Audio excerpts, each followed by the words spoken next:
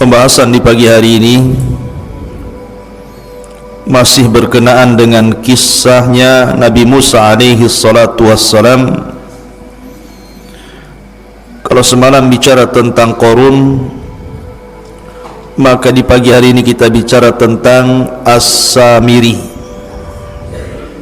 kisah seorang munafik di zaman Nabiullah Musa alaihi salatu wassalam. Qissatu As-Samiri. Siapa Samiri itu?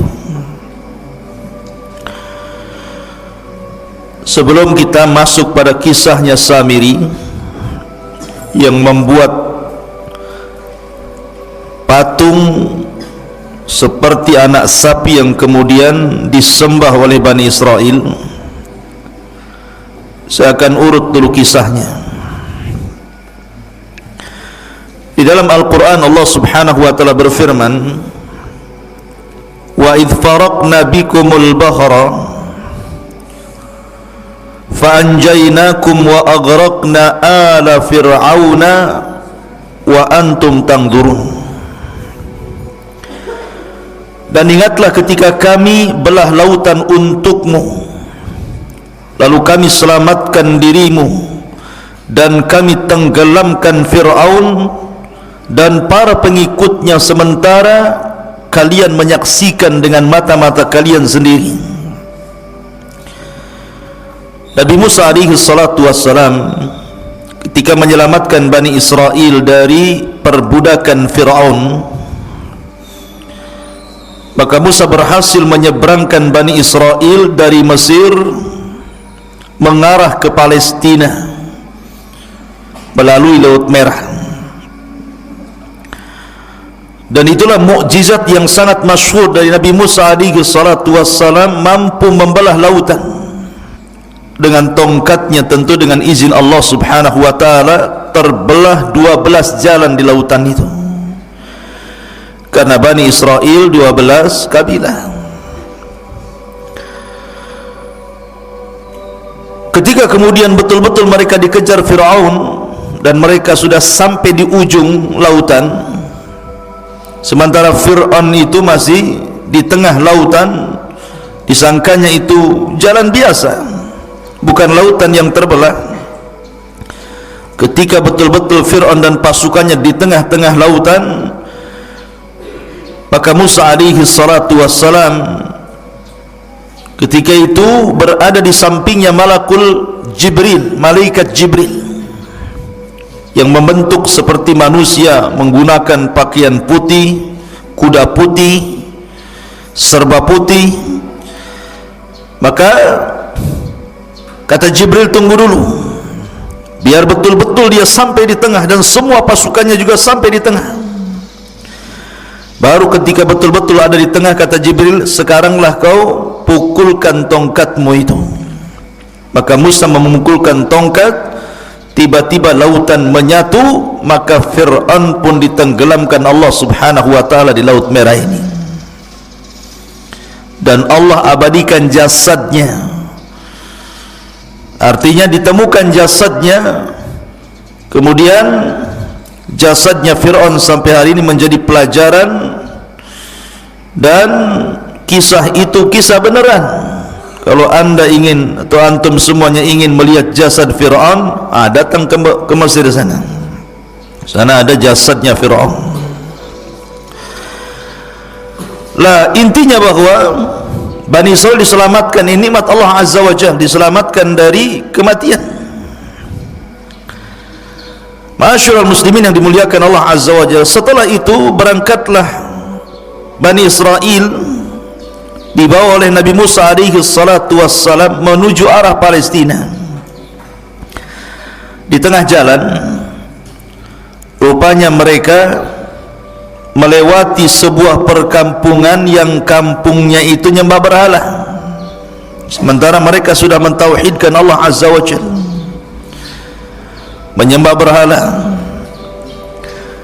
Tiba-tiba kemudian salah satu dari kaumnya Bani Israel ini mengatakan kepada Musa, "Ya Musa, ij'al lana ilahan kama lahum alihah." wahai Musa, jadikanlah untuk kami banyak Tuhan lah, masa satu Tuhan saja? Maka Musa heran, sudah diberikan hidayah, menyaksikan ditenggelamkan Fir'aun, menyaksikan mukjizat yang banyak dari Musa, sudah mentauhidkan Allah, mau kufur. Makanya Musa alaihi salatu wassalam mengatakan, innakum qaumun tajhalun, kalian ini kaum yang bodoh, sudah diberikan hidayah tauhid mau sesat pula. Akhirnya Musa pun marah kepada Bani Israel.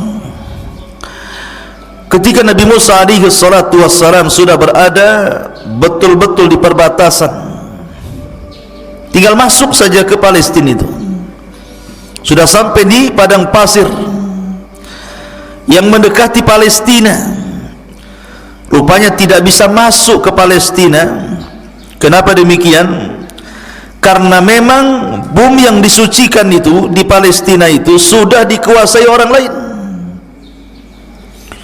di mana tidak mungkin Musa alaihi salatu wassalam membawa Bani Israel ke dalam Ardul Muqaddasah, bumi yang disucikan Palestina itu, kecuali harus berperang melawan sebuah kaum yang disebut dengan Jababirin minal Amalikah, kaum Jababir dari Amalikah, dari kaum Amalikah itu yang menempati Ardul Muqaddasah, negeri Palestina. Jadi siapa yang menempati sebuah kaum Jababirin dari kabilah Amalikah, di situ sudah duluan menempati Baitul Maqdis.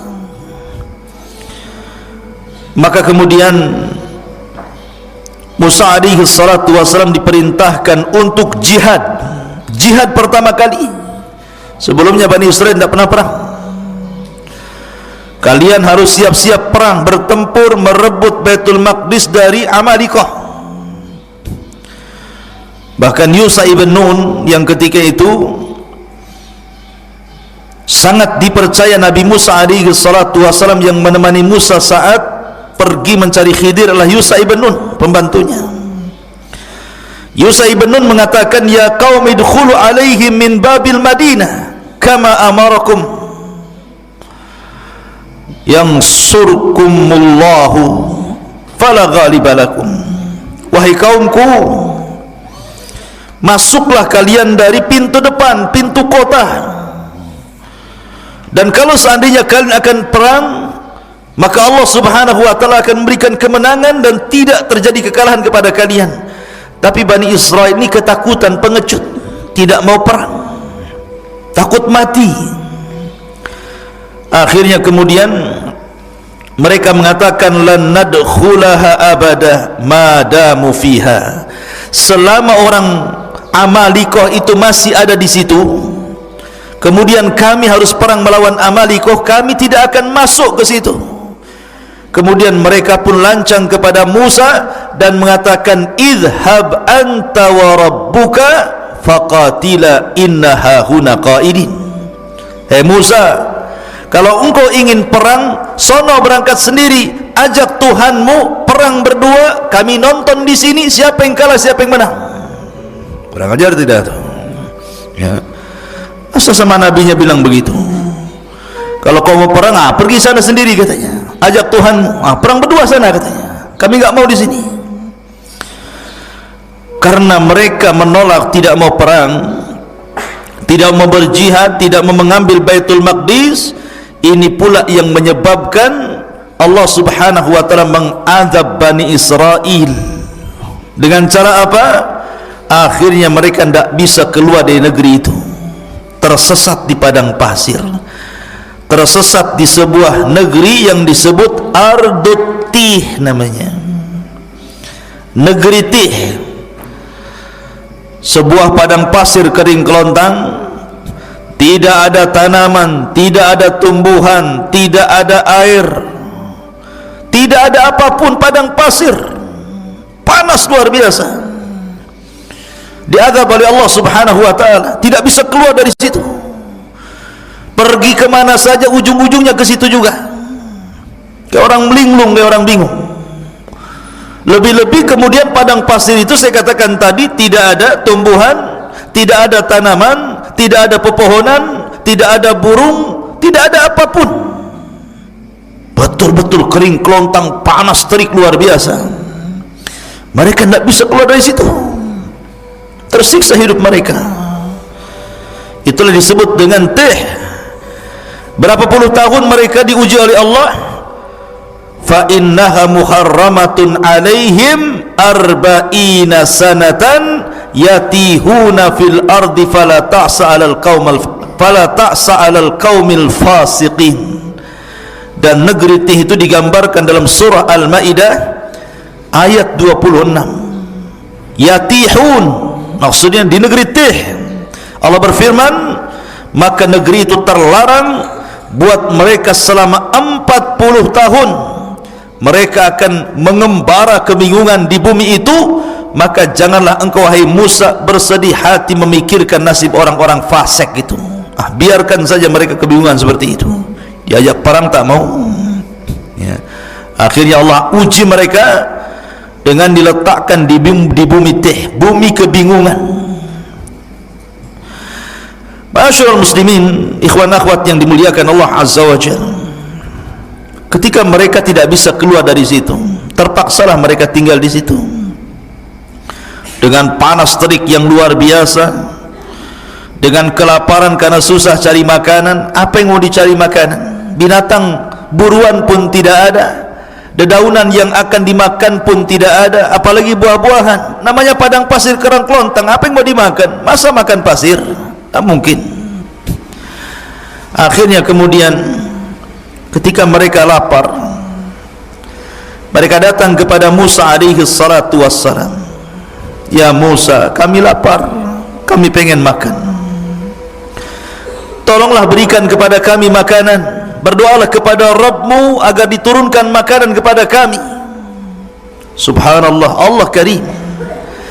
Nabi Musa alaihi salatu wassalam walaupun melihat Bani Israel sudah kurang ajar, su'ul adab namanya kepada nabinya, tetap saja Musa itu sabar. Laqad udhiya katsiran fasabara. Musa itu sudah banyak diuji oleh kaumnya tapi sabar. Akhirnya Allah janjikan kepada Bani Israel yang tersesat di Ardut Tih itu diberikan makanan. Kalau pagi diberikan makanan man, kalau sore hari diberikan makanan salwa, manna wassalwa. Apa itu manna dan apa itu salwa? Karena Allah Subhanahu wa taala berfirman tentang manna wassalwa itu. Ada yang mengatakan bahwa manna itu sejenis madu,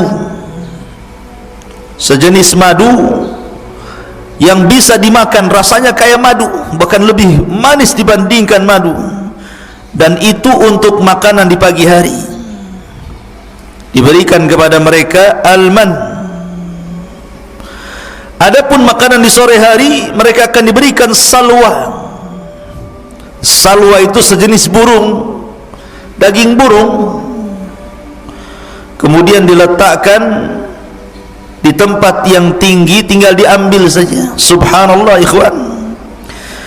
Makanan pagi dan makanan sore itu, ketika terbit dan ketika tenggelam matahari itu, Allah mudahkan semuanya. Mereka tidak perlu cari lagi, tidak perlu lelah letih.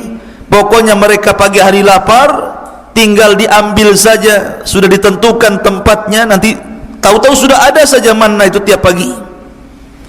Dan juga burung-burung yang siap santap, tahu-tahu sudah ada saja di sore hari.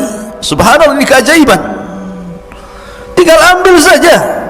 Mau makan pagi sarapan, tinggal cari ambil, sudah ada man di situ. Kalau sudah sore mereka lapar, tinggal makan kemudian salwanya. Ini nikmat mana lagi, ikhwan? Makan nggak perlu nyari lagi, nggak perlu kerja, nggak perlu pontang-panting gitu ya. Nggak perlu menjadikan kepala di bawah kaki di atas. Ngapain pula kayak gitu ya? Tetapi Bani Israel ini kaum yang degil, ikhwan. Gimana nggak degil? Mereka mengatakan, wa id qultum ya Musa lan nasbiru ala ta'amin wahid fad'u lana rabbaka yukhrij lana mimma tumbitul ardu min baqliha wa qithaiha wa fumiha wa adasiha wa basaliha. Apa kata mereka? Sudah enak dikasih manna wa salwa, tinggal ngambil makan. Itu makanan lezat, makanan diberkahi, enak luar biasa. Mereka mengatakan, hai Musa, kami tidak sabar, tidak tahan dengan satu macam makanan ini aja, asih salwa manna, salwa manna. Cobalah, kata Bani Israel, mohonkanlah untuk kami kepada Tuhan wahai Musa, agar dia mengeluarkan bagi kami dari bumi ini tumbuh-tumbuhan, yaitu sayur-sayuran, ketimun, bawang putih, kacang adas, bawang merah. Cobalah yang lain, yang seperti ini, maunya itu bawang-bawang, sayur-sayur, sayur bayam, sayur kangkung, bayam duri, kan itu. Maunya itu yang gitulah. Manna wasal maka kami bosan, katanya. Lihat bagaimana orang-orang Bani Israel ini aneh. Allah sudah berikan makanan terbaik, mau pula makanan-makanan yang rendah-rendahan. Makanya Musa mengatakan kepada Bani Israel, qala atastabdiluna alladhi huwa adna billadhi huwa khair ihbitu misra. Kata Musa alaihi salatu wassalam, kenapa kalian mengganti makanan baik dengan makanan yang rendah? Itu rendah itu. Bawang merah, bawang putih, sayur-sayur itu makanan rendah. Kau bisa datang kemana saja ada itu. Kenapa harus minta kepadaku? Tapi mana salwa ini tidak bisa dicari, karena itu makanan dari Allah subhanahu wa ta'ala langsung. Tapi kalau hanya bawang putih, bawang merah, kacang-kacangan, sayur-sayuran, kau tinggal pergi ke mana daerah di situ. Misron di sini bukan Mesir, tapi daerah mana saja itu mudah dicari. Kenapa pula kemudian kalian tidak mau memakan manna wassalwa lagi? Ihbitu misran fa inna lakum ma sa'altum. Pergilah kau ke sebuah desa atau kota atau daerah, pasti kamu akan memperoleh apa yang kalian minta. Sebab ini Allah mengatakan, dzuribat alaihimudz dzillatu wal maskanatu wa ba'u bighadabim minallah. Maka ditimpakanlah kepada mereka nista dan kehinaan, serta mereka mendapatkan kemurkaan dari Allah subhanahu wa ta'ala. Ketika mereka kehausan, mereka datang kepada Musa, ya Musa, kami haus, air sedikit, ini rebutan banyak orang nih. Maka Allah subhanahu wa ta'ala firmankan, wa idistasqa Musa di qaumihi faqul nadrib bi asaqal hajar fanfajarat min husnata asyrata ainan. Dan ingatlah ketika Musa memohon air untuk kaumnya, lalu kami berfirman, pukulkanlah tongkatmu pada batu itu, niscaya akan memancarkan padanya 12 mata air. Maka Musa pun kemudian memukulkan ke batu di padang pasir itu, keluar 12 sumur. Kenapa? Karena kabilah Bani Israel ada 12, jadi jangan rebutan. Kamu punya sumur masing-masing nih. Ya, kamu jangan kabilah ini, jangan kau minum di sini, sumurmu yang sana. Jadi jumlah sumur disesuaikan dengan jumlah kabilah. Kemudian mereka mengatakan, ya Musa, panas, ini padang pasir, nggak ada pohon untuk bernaung, kami hanya di tenda-tenda panas. Akhirnya mereka pun kemudian meminta kepada Musa alaihi salatu wassalam agar Allah menaungi mereka. Makanya Allah mengatakan, wa dhallalna alaikumul ghamam wa anzalna alaikumul manna wassalwa. Dan kami naungi kalian dengan awan. Tiba-tiba ada awan yang menghalangi antara kepala mereka dengan matahari, sehingga mereka tidak kepanasan lagi. Kurang apa nikmatnya Bani Israel? Mereka panas, dikasih awan menaungi mereka sehingga tidak tersengat matahari. Mereka minum Musa alaihi salatu wassalam kemudian memukulkan tongkat, keluar sumber mata air. Mereka lapar, Allah turunkan manna dan salwa. Dalam riwayat, mereka pun meminta baju, karena bajunya sudah lama mereka pakai itu, enggak ganti-ganti. Tuh, bayangkan sampai minta baju, ya, baju lebaran. Sampai kemudian bukan hanya itu saja, mereka meminta macam-macam kepada Musa alaihi salatu wassalam. Tapi Musa itu memang nabi yang sabar untuk mengobati Bani Israel. Intinya di bumi Tih ini mereka kesulitan. Nah, setelah segala nikmat yang Allah anugerahkan di bumi Tih ini dari silah Musa, karena lama, itu kan ujian bagi mereka selama 40 tahun. Musa tidak mungkin membiarkan mereka seperti itu. Musa harus membuat undang-undang, yang mana undang-undang ini bisa menertibkan kehidupan mereka. Maka Musa pun meminta kepada Allah untuk diturunkan undang-undang kepada mereka. Maka Allah janji untuk menurunkan Taurat kepada Musa asal Musa berangkat ke bukit yang disucikan Allah Azza wa Jalla, Bukit Tur, Bukit Saina. Akhirnya Musa alaihi salatu wassalam diperintahkan Allah untuk berangkat selama 30 hari, meninggalkan Bani Israel untuk mendapatkan mandat Taurat. Ketika itu Bani Israel diserahkan kepada adiknya Harun. Berangkat Nabi Musa selama 30 hari. Ma'asyiral muslimin, ikhwan akhwat yang dimuliakan Allah Subhanahu wa taala. Maka selama 30 hari itu Nabi Musa berpuasa. Ada yang mengatakan 30 hari berpuasa itu bertepatan dengan bulan Dzulqa'dah. 1 bulan, bulan Dzulqa'dah, Nabi Musa berpuasa. Ketika sampai di bukit Tur, Bukit Saina, maka Musa pun beritikaf di bukit itu selama 30 hari 30 malam, berpuasa terus, tidak membatalkan puasanya, karena tahu akan berjumpa dengan Allah. Ketika sampai di tanggal 30, sebagaimana ditetapkan oleh Allah Subhanahu wa taala, tiba-tiba Nabi Musa membatalkan pula puasanya. Bukan tidak ada alasan, karena alasan Nabi Musa kenapa membatalkan puasa di hari ke-30, karena takut kalau seandainya dia bicara dengan Allah mulutnya bau, karena orang puasa itu kan mulutnya tidak sedap.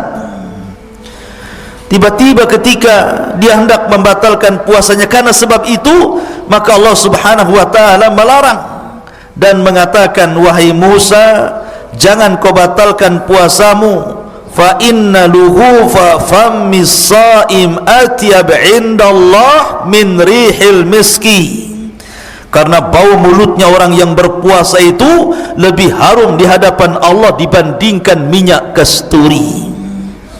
Di hadapan Allah, jangan di hadapan kawan antum, baulah. Di hadapan Allah, ya, kalau di hadapan makhluk tergantung sahur antum. Sahur jengkol bau jengkol, sahur pete bau pete, ya. Takkan sahur jengkol bau kasturi, ya. Maksudnya di hadapan Allah lebih harum dibandingkan minyak kasturi. Akhirnya Musa pun diperintahkan Allah Azza wa Jal untuk menambah lagi 10 hari, untuk menambah 10 hari. Maka genap Musa di bukit Tur Sinai itu berapa hari?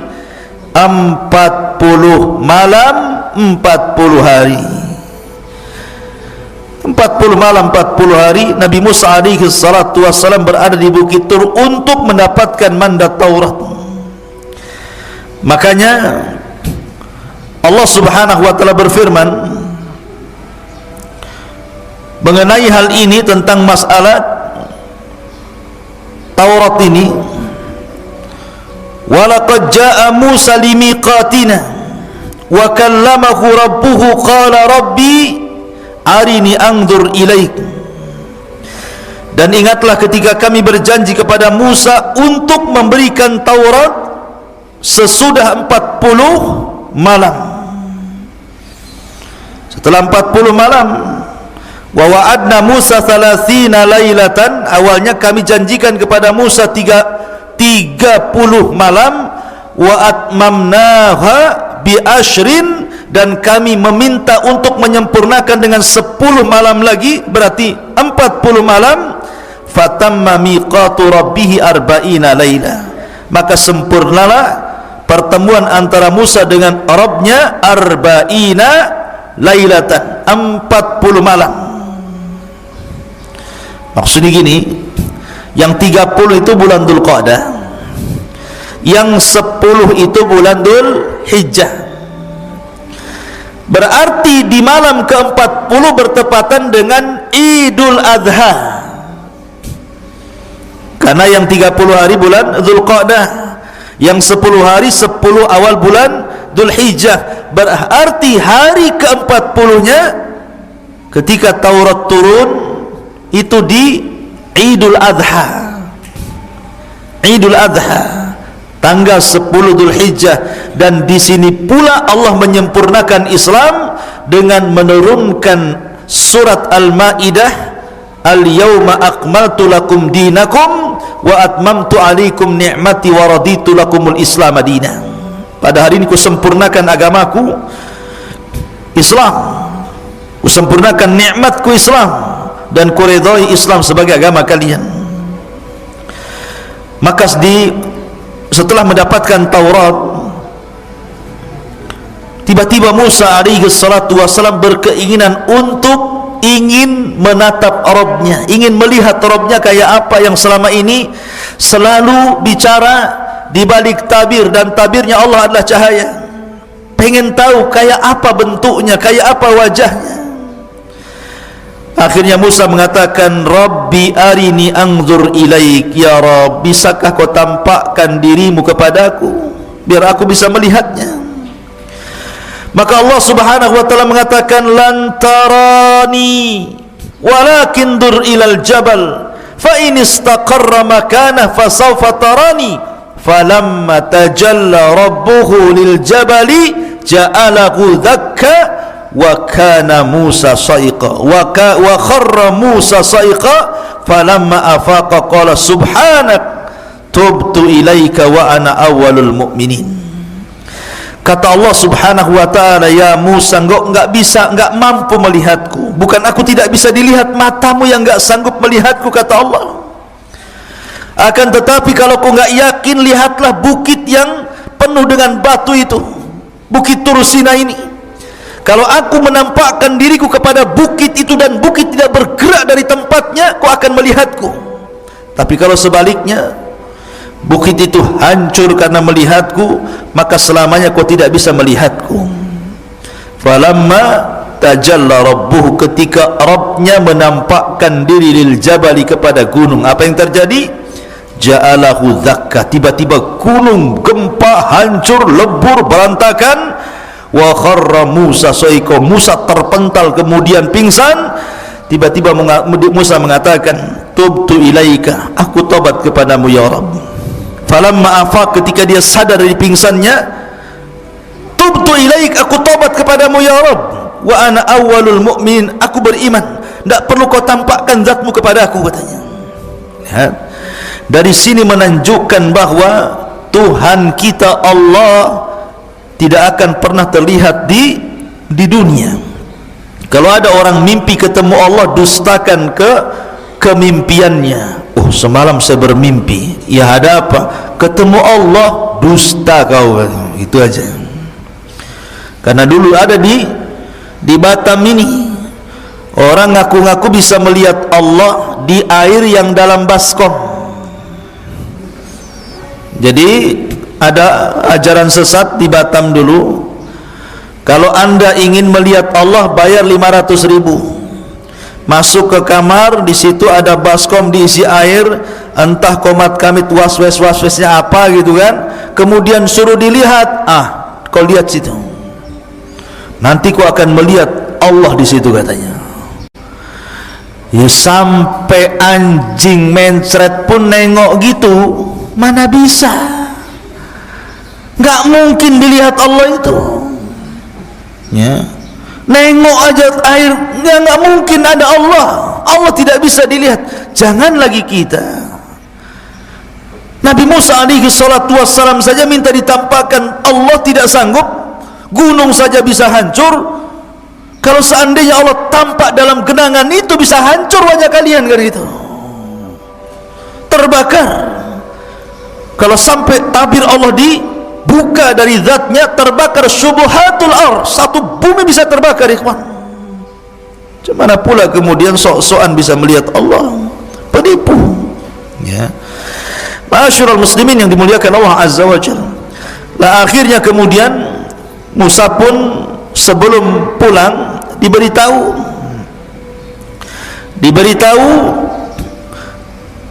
bahwa Samiri, ini kisahnya, bahwa Samiri 10 hari sudah berhasil menyesatkan Bani Israel.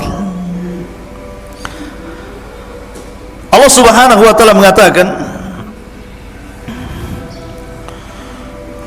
tentang kisah Samiri ini, wa ma'ajalaka an qaumika ya Musa, dan mengapa engkau datang lebih cepat dari kaummu hai Musa?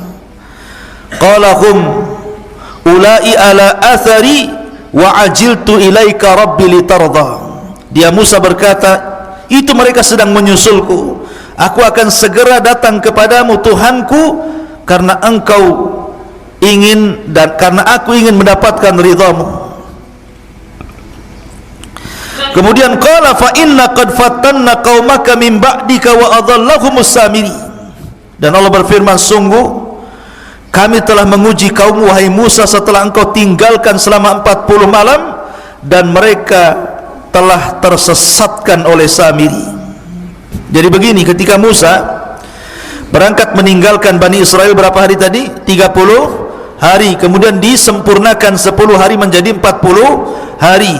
Jadi dari 30 hari itu Samiri belum buat ulah tuh.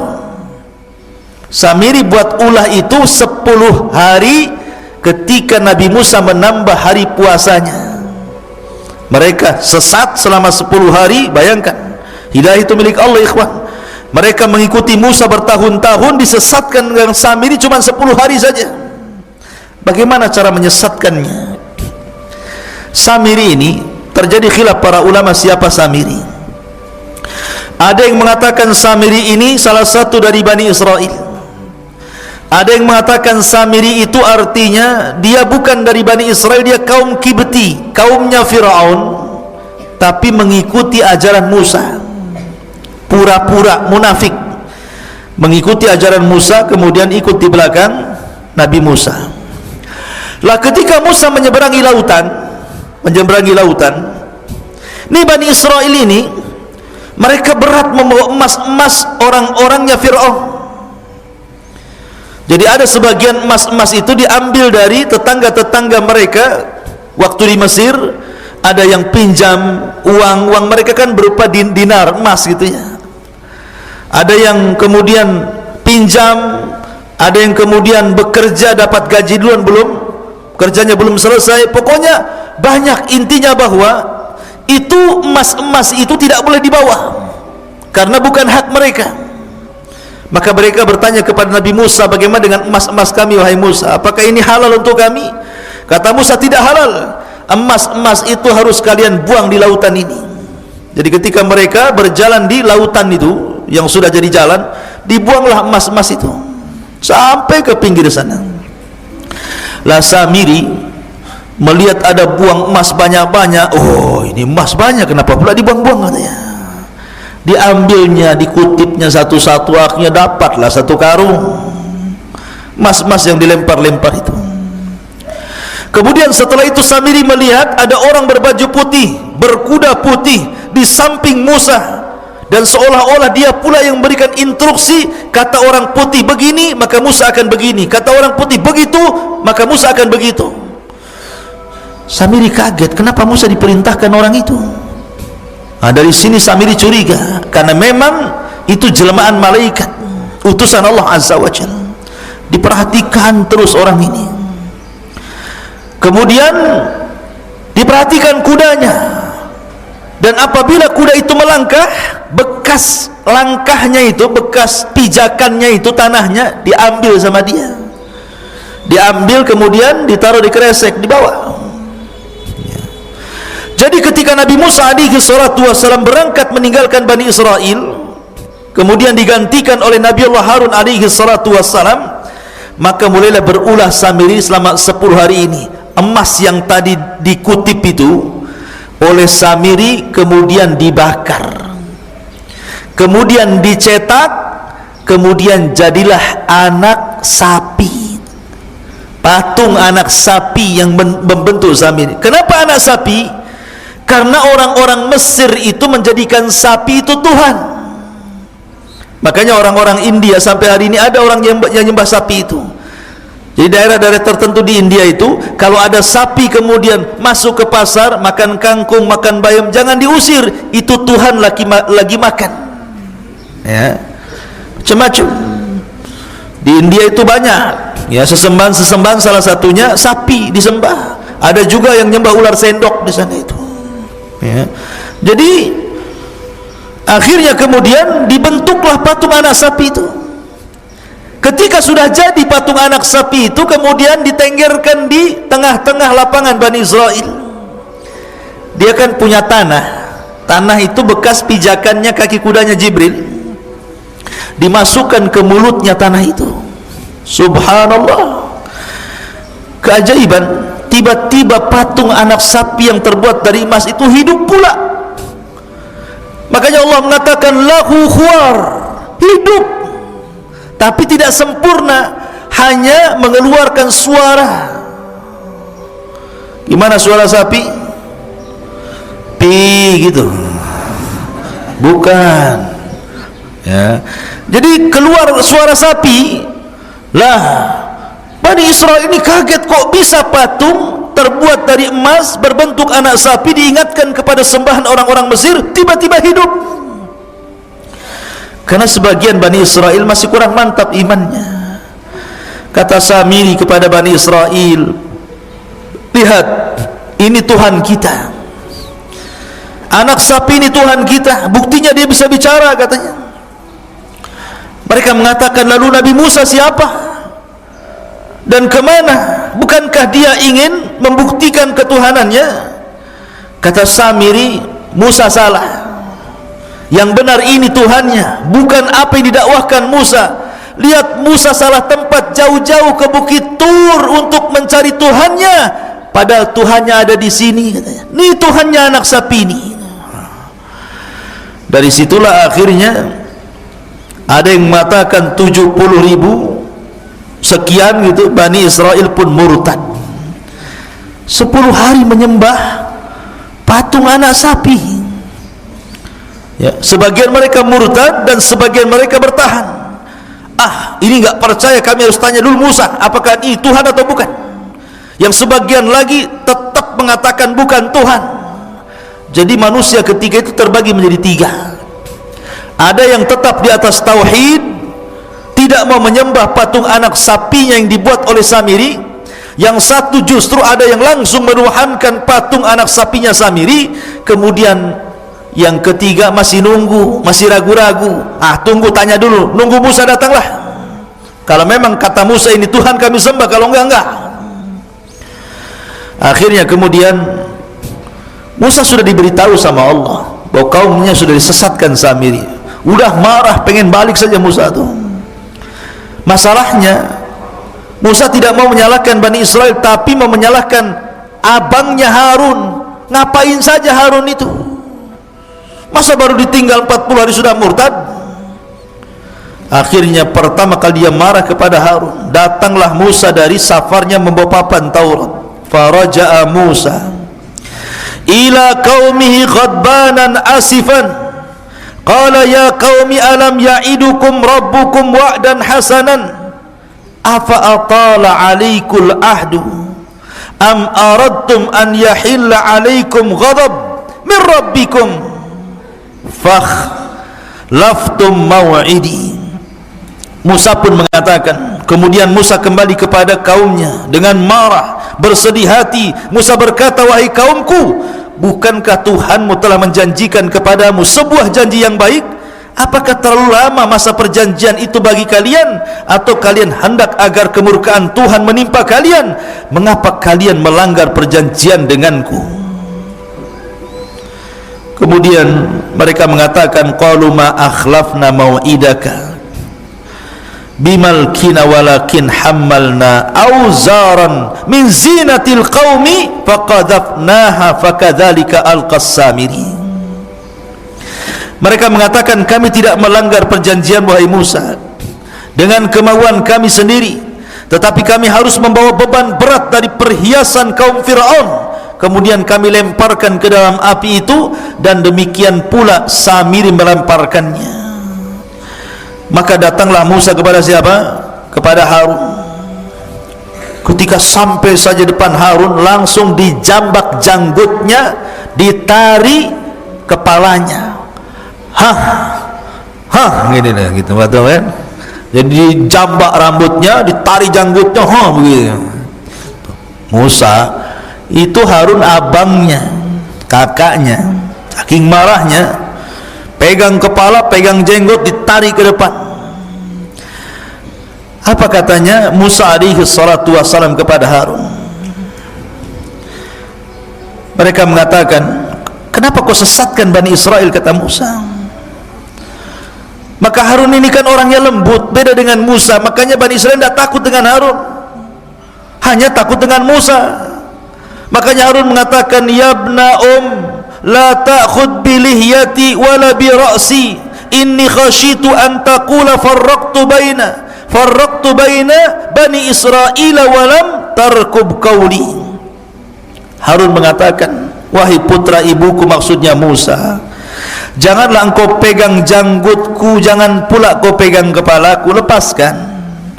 Aku sungguh khawatir engkau akan berkata kepadaku, engkau telah memecah belah Bani Israel dan engkau tidak memelihara amanahku. Artinya aku sudah berusaha menarik mereka ke dalam tauhid, tapi mereka ngeyel, degil. Macam mana harus aku lakukan? Mereka hanya takut kepadamu dan tidak takut kepadaku. Akhirnya ketika datang Samiri, Samiri pula menyesatkannya. Maka akhirnya dilepaslah Harun, kemudian mencari Samiri. Datangkan Samiri kepadaku. Maka datanglah Samiri, dihadapkan kepada Musa. Marah Musa. Kata Musa, qala fama khatbuka ya Samiri. Hei Samiri, apa yang mendorongmu melakukan seperti itu? Kenapa kau sesatkan Bani Israel? Kata Samiri, qala basartu bima lam yabsuru bi faqabadtu qabdatan min atharir rasul fanabadtuha wa kadzalika sawwalat nafsi. Dengan entengnya Samiri mengatakan, aku mengetahui sesuatu yang tidak mereka ketahui, hai Musa, dan aku ambil segenggam tanah dari jejak Rasul, maksudnya Jibril, kakinya kudanya Jibril, lalu aku melemparkannya ke dalam api yang di situ sedang dicetak anak sapi Samiri.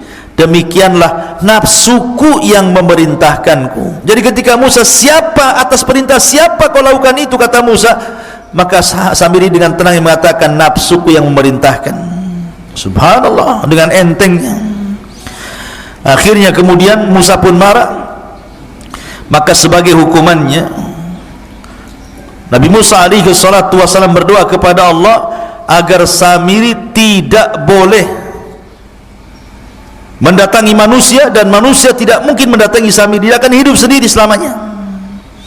Ya, itu sebagai hukumannya, akan hidup sendiri. Manusia tidak bisa bicara, dia pun tidak bisa bicara dengan manusia.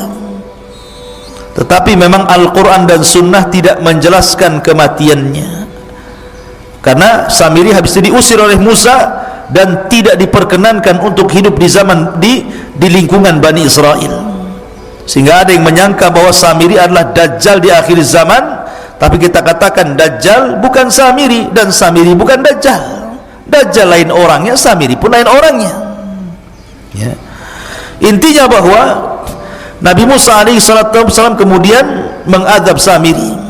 dengan cara berdoa kepada Allah agar dia tidak bisa ditemui manusia dan dia tidak bisa menemui manusia, sendiri hidupnya.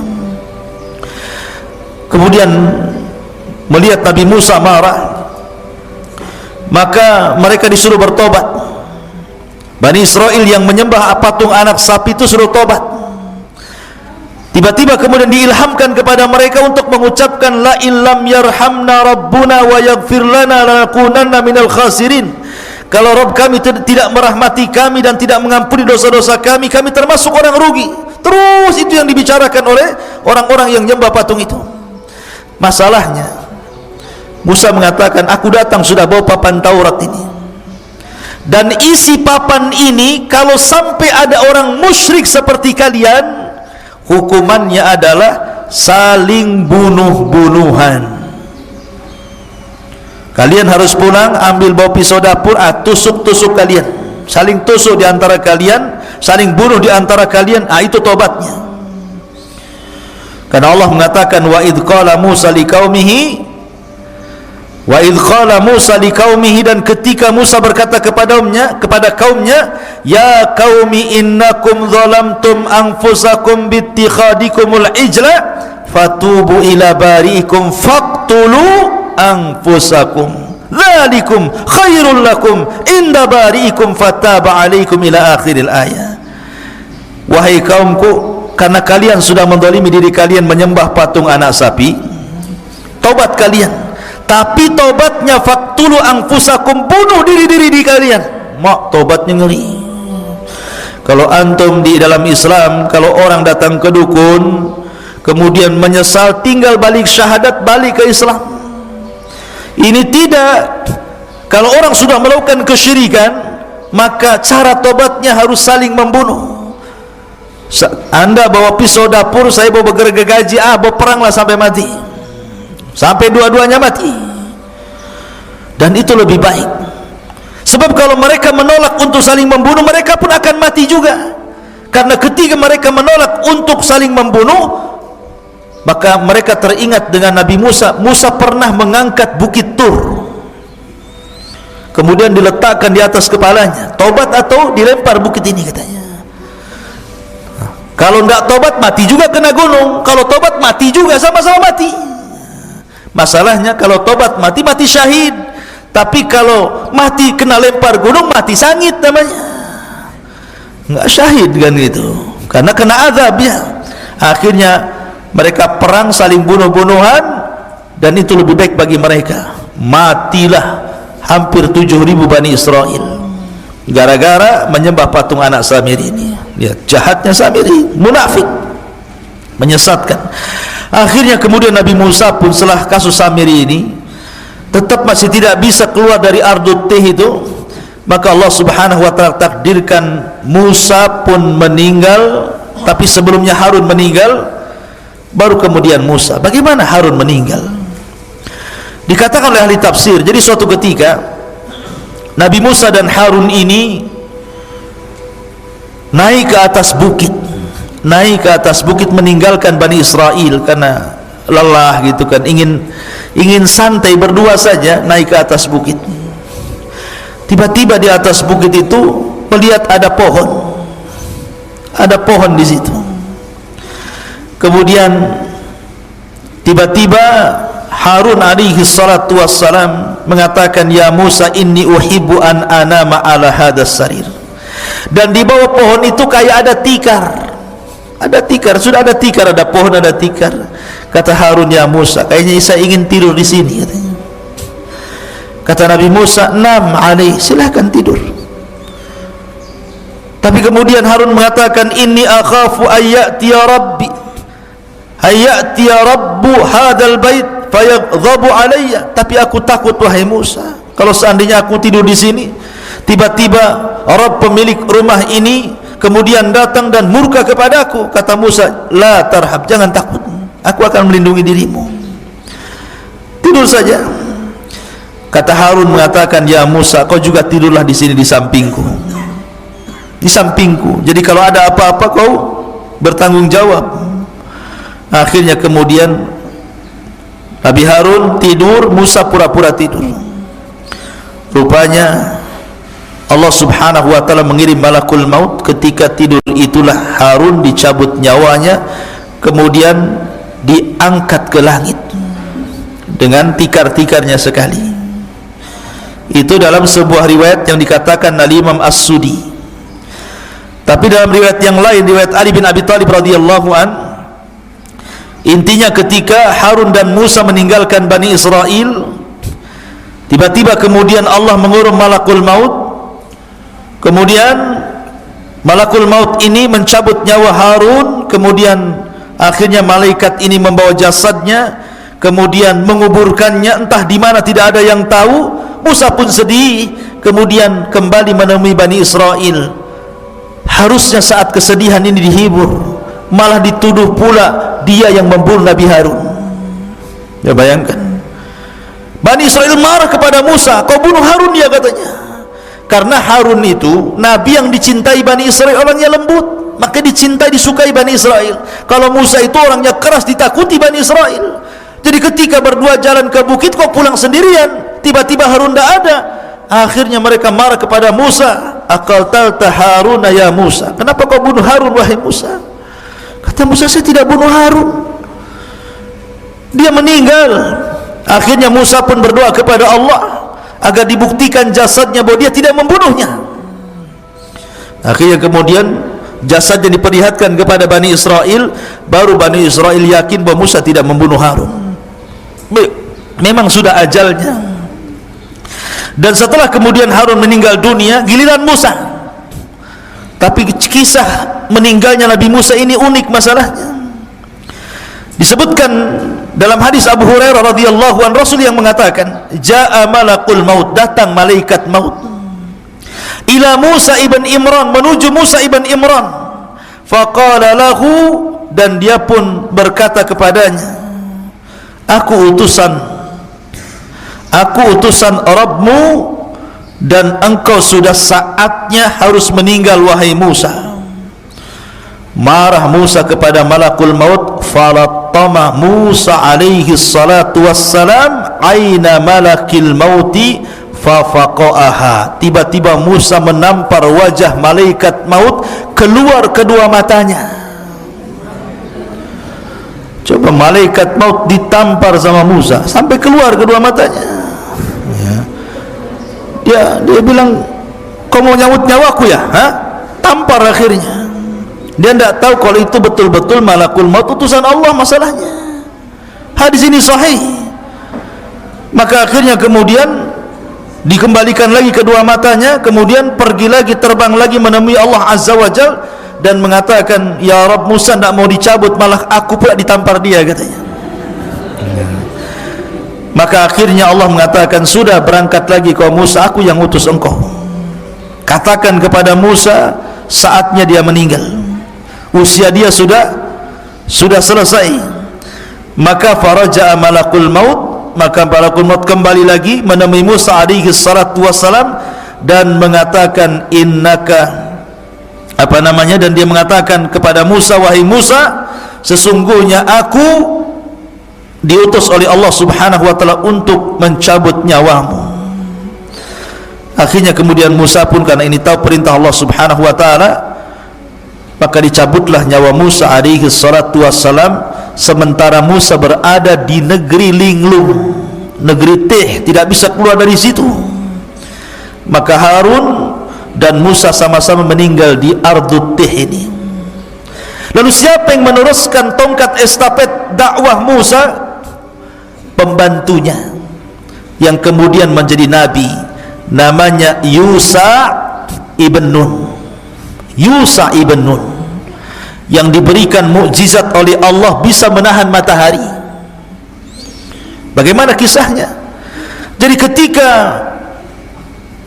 kelompok-kelompok pengecut yang diajak perang itu sudah mati semuanya, generasi-generasi itu mati semuanya, datang generasi baru, anak-anak muda pemberani dipimpin Yusa bin Nun, baru mereka mau perang.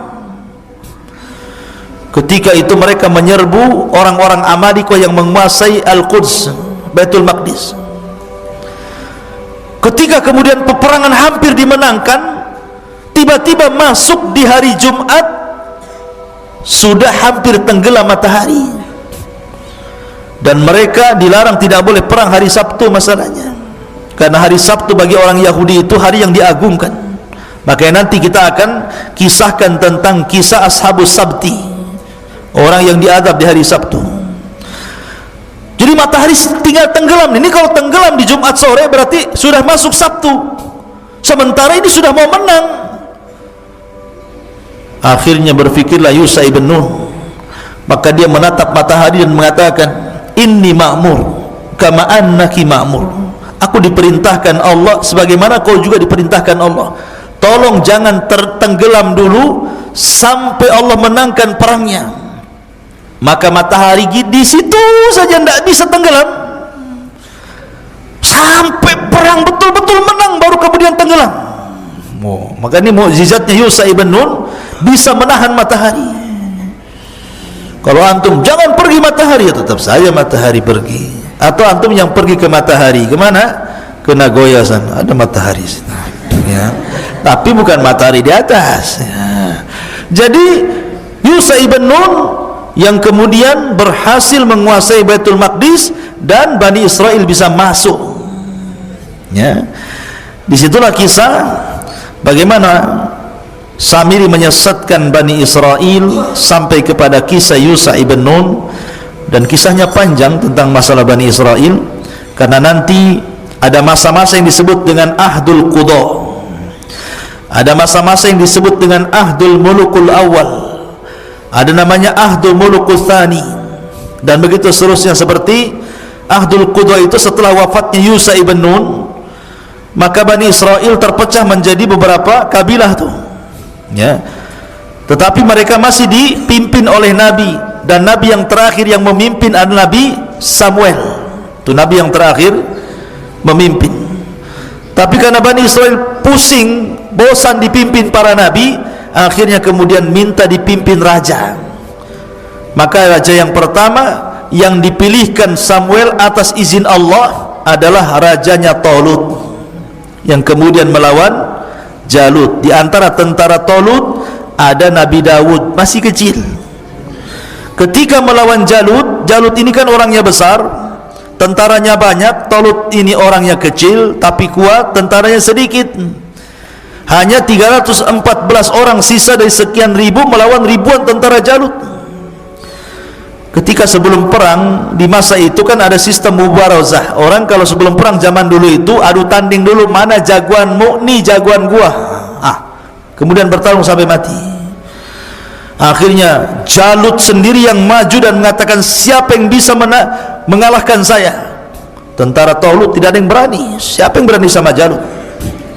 Rupanya Nabi Dawud pula yang masih kecil dari sekian pasukan, dialah pasukan yang paling kecil, yang paling muda. Berani pula Dawud ini. Dawud ini orang miskin, kerjanya mengembala kambing, biasa ngelempar anjing dengan batu. Jadi kalau dia lempar anjing dengan batu itu sampai mati anjing itu dilempar batu, dan selalu tidak meleset ya. Nah, kalau ada anjing lempar antum sini.